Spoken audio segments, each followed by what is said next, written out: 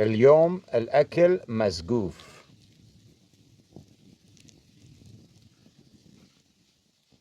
بدي أطبخ لإخواني وأصدقائي اللي جايين يساعدوني نسوي شوية تعميرات للغرفة الطينية اللي بنيناها قبل كم سنة. الغرفة الطينية غرفة طبيعية، والناس اللي تزور هاي الغرفة هم ناس أيضا طبيعية خالية من الأغراض البلاستيكية. أشوفكم شوية هسه شغل طين، تبن ورمل وتراب وماي.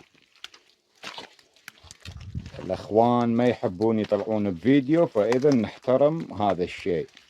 خيتو قوة تبل أخو، القوة ناس مباركين، ناس طيبين.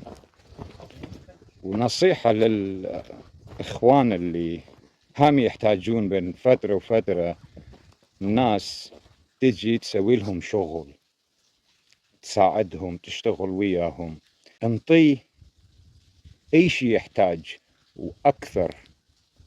اطبخ له الأكل اللي هو يختاره، وخلي يشتغل بكافة، يرتاح بكافة، يروح من وقت، يجي متأخر، كل هاي الشغلات عادية. أهم شيء يجي ويشارك بالعمل. مسقوف تمن أحمر مطبوخ من أيادي أختنا العزيزة دورس، خبز شعير، جرجير وترتور وبصل أخضر، وهنا طماطة وبصل.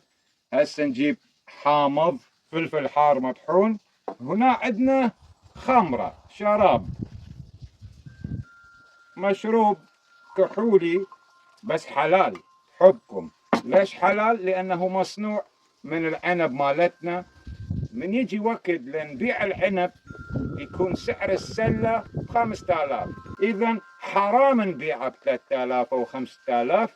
نسوي شراب ونشرب حلال، لأنه ما نشرب نسكر ونصلي. أصلا ما نسكر، يعني نشرب واحد أو اثنين، وإذا أنت تسكر بواحد من هذولا بطل، اشرب مي مال عين. قوة تبل أخو، ما ندينا بين جماعات.